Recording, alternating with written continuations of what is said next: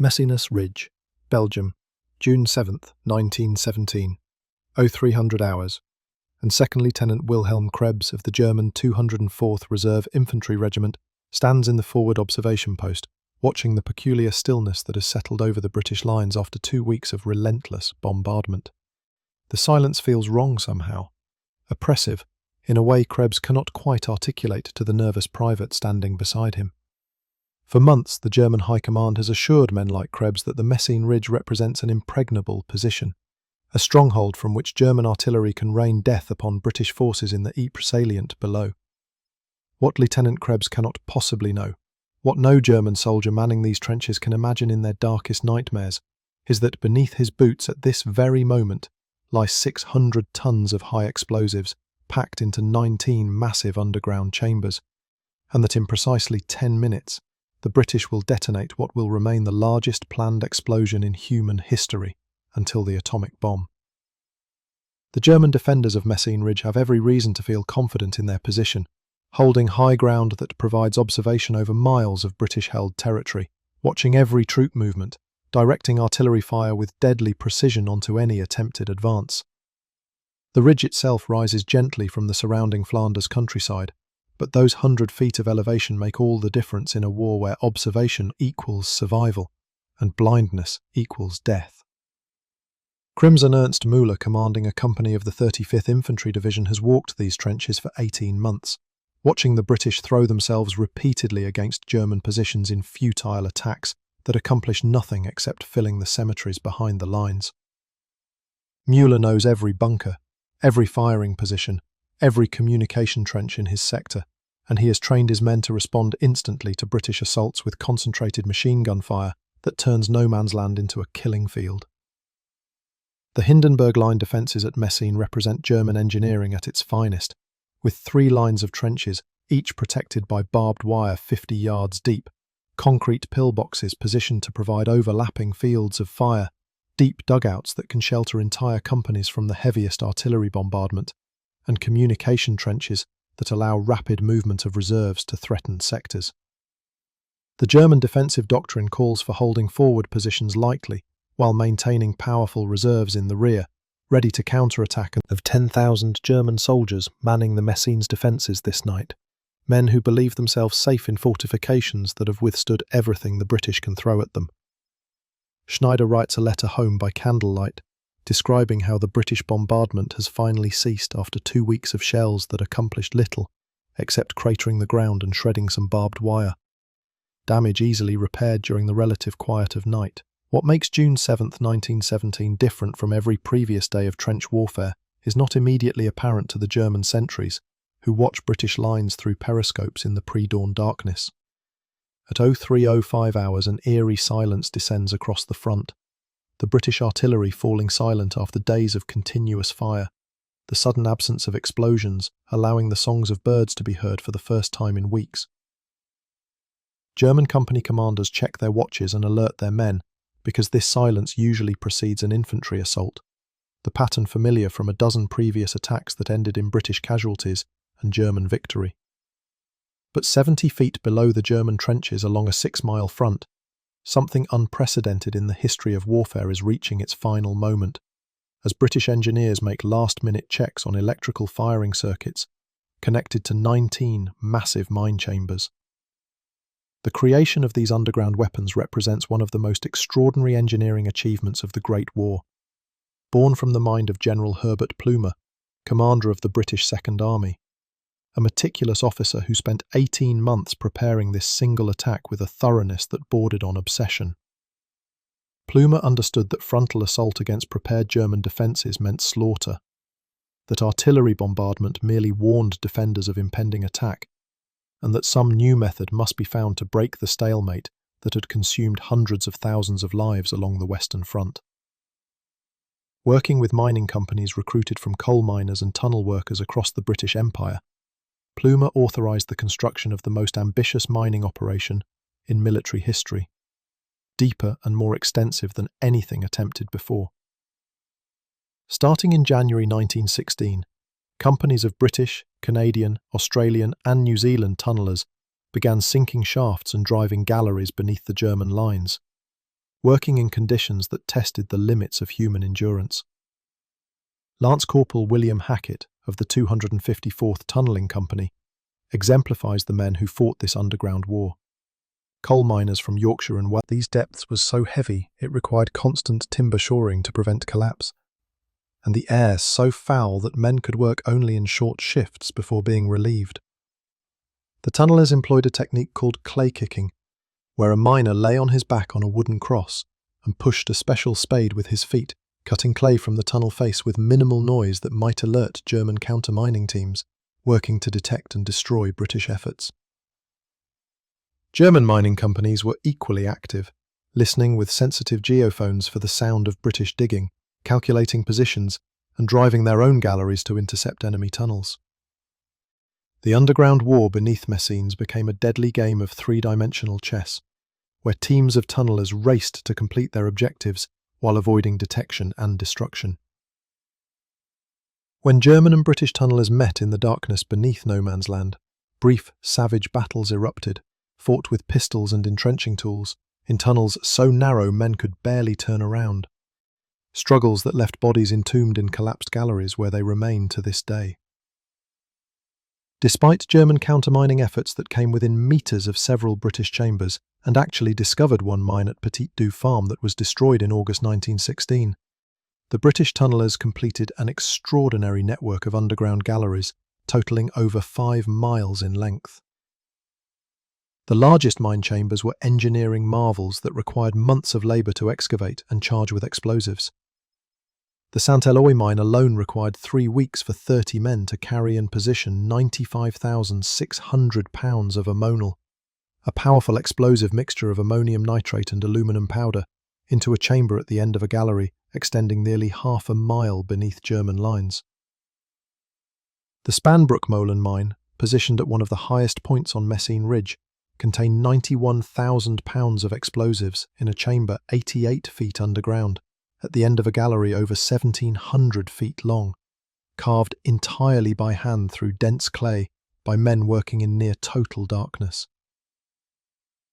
By early June 1917, 19 mine chambers stretching along a 6-mile front beneath the German defences contained a combined 600 tons of high explosives, each connected to electrical firing circuits that would allow simultaneous detonation. Positions for the preparations for the attack involved more than just the mines, as Plumer assembled an overwhelming concentration of artillery, importantly fixing German attention on the surface while drawing reserves forward into positions directly above the British mines. The Royal Flying Corps achieved air superiority over the battlefield, preventing German reconnaissance aircraft from observing British preparations, while British pilots photographed every German position for targeting by artillery. By June 6th, everything stood ready for what Plumer believed would be the most successful limited offensive of the war. That evening, as darkness fell across Flanders, Plumer gathered his senior officers for a final conference at Second Army headquarters. The meticulous planning that characterised every aspect of Plumer's preparations extended to the smallest details of the coming attack, with exact timetables for infantry advances, artillery barrages, and tank deployments, all synchronised to exploit the shock of the mine explosions. General Charles Harrington, Plumer's Chief of Staff, addressed the assembled officers with words that would prove prophetic, stating, "We may not make history tomorrow, but we shall certainly change the geography."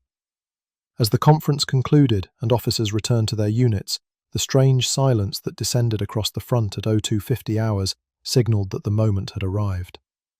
In German positions along the ridge, sentries reported the cessation of British artillery fire, and company commanders ordered their men to stand to, expecting an infantry assault at dawn, as British tactics had consistently followed this pattern throughout the war. What the Germans could not know, what they had no way of detecting despite 18 months of countermining efforts, was that electrical firing circuits were being checked one final time at 19 separate locations along the British front. At 0310 hours on June 7, 1917, a British engineer pressed a firing key, and an electrical impulse raced through buried cables to the first mine chamber beneath the German lines at Hill 60, on the northern end of the attack front. 1 second later, the second mine fired, then the third, and within 20 seconds all 19 mines had detonated in a nearly simultaneous explosion that would be heard in London 140 miles away. Crimson defies adequate description, as eyewitnesses struggled for decades afterward to convey what they witnessed in those 20 seconds. British Sergeant William Collins of the Royal Engineers, watching from a forward observation post, described seeing the ridge appear to rise bodily into the air, the earth lifting in a solid sheet before fragmenting into mountains of soil, rock, concrete. Tim was visiting the front that morning, described the detonations as 19 volcanic eruptions that lit the pre-dawn darkness with pillars of fire shooting hundreds of feet into the sky. Fragments of German fortifications, entire sections of concrete pillboxes, machine guns still mounted on their tripods, and the pulverized remains of men who moments before had been manning defensive positions. All of this arced through the air before crashing back to earth in a rain of debris that continued for minutes after the initial explosions. The mine at Spanbrook Molen alone threw an estimated 1 million tons of earth into the air, creating a crater 250 feet across and 40 feet deep, where moments before had stood a German strongpoint believed impregnable. The explosion at Saint-Éloi was even more powerful, creating a crater that swallowed an entire German company, the 95,600 pounds of ammo now vaporizing men and fortifications so completely that not a trace remained, except for the massive hole torn in the earth. Soldiers on both sides who experienced that moment carried the memory for the rest of their lives, many suffering nightmares decades later, triggered by the sound of thunder or any loud noise that echoed the roar of the mines. For German troops directly above the mine chambers, death came so quickly that many never knew what happened.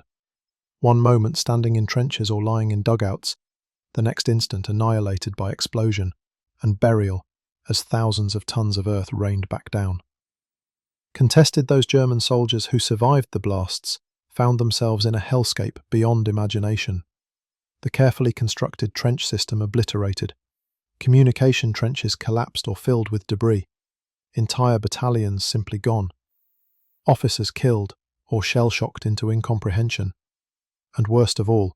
the crushing realization that the British possessed a weapon against which there was no defense. Private Klaus Richter of the 204th Reserve Infantry Regiment, who survived by being in a deep dugout at the moment of detonation, described crawling up a shattered stairway to find himself in an alien landscape where familiar landmarks had ceased to exist. The observation post where Lieutenant Krebs had been standing vanished completely. The structure and everyone in it disintegrated by the mine explosion beneath Hill 60, with nothing remaining to mark where it had been except a crater full of churned earth mixed with fragments of men and equipment too small to identify. Ignition, the psychological effect of them falling from the sky. Captain William Grant of the Royal Irish Rifles described the advance as like walking across a recently ploughed field, the ground soft and loose from the pulverized earth that had rained back down, every step revealing fragments of German equipment, and worse, pieces of bodies too small to identify as human, except for their presence in this place of death. Swallowing Barrage moved at exactly 100 yards every 2 minutes, a curtain of high-explosive shells that prevented German survivors from organising coherent defence, while the British infantry methodically cleared strongpoints and consolidated positions. Where German machine gun teams attempted resistance, they were quickly overwhelmed by rifle grenades and Lewis guns, the small arms fire adding to the chaos as defending forces tried desperately to understand what had happened and organise some form of counterattack. Tank support added to German confusion as 76 Mark IV tanks lumbered forward, crushing remaining sections of barbed wire and engaging German strongpoints with their Sponson-mounted machine guns and 6-pounder cannons. The tanks had limited effect compared to the mines, but their presence added to the overwhelming nature of the British assaults that seemed to come from every direction at once with irresistible force. Triumph on June 7th, the entire Messines Ridge lay in British hands, captured at a cost of only 17,000 casualties, compared to the tens of thousands expected from a conventional assault against such fortifications. German casualties approached 25,000, including 7,500 taken prisoner, many of them too dazed to offer resistance, having witnessed the destruction of their world in 20 seconds of apocalyptic violence. The shockwaves from the mine explosions had travelled through the earth for miles, registering on seismographs in Switzerland as a minor earthquake, and causing windows to rattle in southeast England as the concussion propagated through the ground and air. The acoustic effects proved equally remarkable, with multiple witnesses in London reporting hearing a deep rumbling sound at exactly 0310 hours that morning, the detonation of 600 tons of high explosives, clearly audible 140 miles away, though many Londoners mistook it for distant thunder. The strategic impact of the Messines victory extended far beyond the capture of a single ridge, as the British demonstrated that meticulous planning and new tactics could overcome German defences previously believed impregnable. The successful use of predicted artillery fire without completeness rare on the Western Front, where most attacks bogged down in prolonged struggles that consumed enormous numbers of men for minimal gains. The Battle of Messines influenced tactical thinking throughout the remaining months of the war, as commanders recognised that surprise and overwhelming initial assault could achieve results impossible through prolonged bombardment and frontal attack. The techniques developed for Messines, including centralised artillery control, predicted fire, mine warfare, and combined arms tactics, would be refined and expanded in subsequent operations, culminating in the 100 Days Offensive of 1918 that finally broke German resistance. The psychological impact on both sides proved equally significant, as German defenders lost confidence in fortifications they had believed impregnable, while British troops gained belief that German positions could be overcome through proper planning and overwhelming force applied at the critical moment. The legacy of Messines extended beyond military tactics to influence the development of explosives and mining techniques for decades afterward. The scale of the underground operation and the precision required to position and detonate 19 separate charges in near simultaneity represented an engineering achievement that captured public imagination when details became known after the war. 2 of the original 21 mines were never detonated during the battle, as they lay outside the attack area, and these forgotten weapons would detonate decades later, causing occasional excitement when one exploded without warning in 1955, killing a cow, but fortunately no humans. The crater at Spanbroek-Molen remains today as a memorial known as the Pool of Peace, a circular pond that marks where 91,000 pounds of explosives tore a hole in the earth that would never completely heal. The human cost of the underground war receives less attention than the dramatic explosion itself, but deserves recognition as tunnellers on both sides fought and died in conditions of indescribable difficulty for 18 months before the main battle began. Lance Corporal William Hackett, who received the Victoria Cross for his efforts to rescue trapped comrades after a German mine explosion collapsed a British tunnel, represents the courage and sacrifice of men who fought an entire war beneath the war, struggling in darkness against cave-ins, flooding, bad air, and enemy miners while carving the galleries that made the Messines victory possible. The tunnelling companies suffered casualty rates comparable to frontline infantry, yet worked in conditions where a mistake or moment, bombardment or gas attacks or any other weapon employed during 4 years of industrial warfare. The speed with which the mines turned strong defensive positions into chaos, and the complete absence of warning or opportunity for defence, left German survivors with trauma that manifested in various ways, from refusal to enter underground positions to crippling anxiety during artillery bombardments.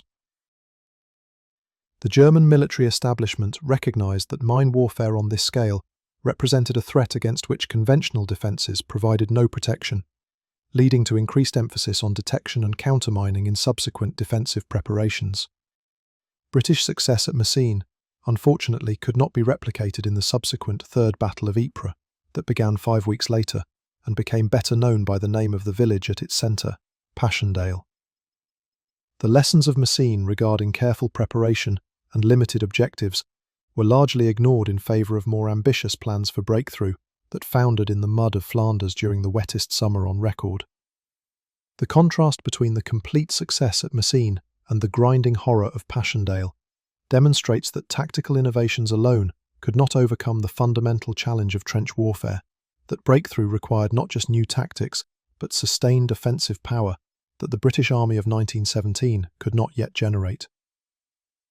The story of the Battle of Messines is ultimately one of human ingenuity applied to the problem of deadlock, where engineers and soldiers, working in conditions of extraordinary difficulty, created a weapon that changed the course of a battle and influenced warfare for decades.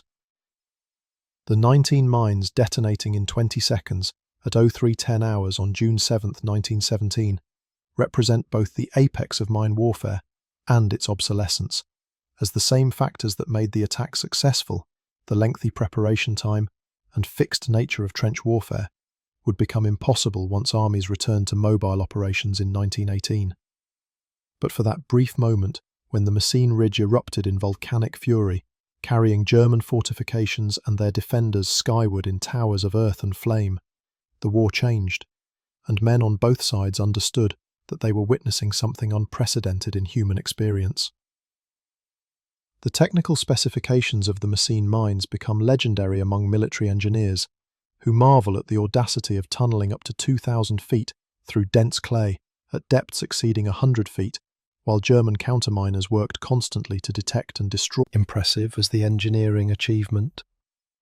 The electrical firing system that allowed near-simultaneous detonation required careful calculation and testing to ensure reliability, as a misfire or premature detonation would compromise the entire operation. The immediate aftermath of the battle saw British forces consolidating their hold on the ridge, while German commanders scrambled to organise counterattacks with reserves rushed forward from rear areas. These counterattacks launched on June 8th and continuing through June 14th, all failed to retake any significant ground, as British artillery and machine guns cut down advancing German infantry with the same deadly efficiency that had characterised German defensive fire in earlier battles. The psychological advantage gained through the initial shock of the mine explosions persisted throughout the week-long battle. German troops attacking positions on Messines Ridge, knowing they were assaulting ground gained through a weapon against which courage and training provided no defence. By June 14th, when fighting finally subsided, the British had achieved all objectives and stood ready to exploit their success in the larger Ypres offensive that would define the remainder of 1917 on the Western Front. Championship of the legacy of the 20 seconds that shook Messines Ridge on that June morning continues to resonate through military history, as an example of what meticulous planning and innovative tactics can achieve against seemingly impregnable defences. The explosion itself remains one of the largest planned detonations in history, exceeded only by nuclear weapons, and the psychological impact on those who experienced it shaped their understanding of war and its capacity for industrial-scale destruction. In the end, the Battle of Messines proved that the deadlock of trench warfare could be broken, not through prolonged bombardment or mass frontal assault, but through the application of scientific method to military problems, through patience in preparation, and through the courage of men who fought an entire hidden war beneath the trenches to position the weapons that in 20 seconds of apocalyptic fury changed the geography and the course of the Great War.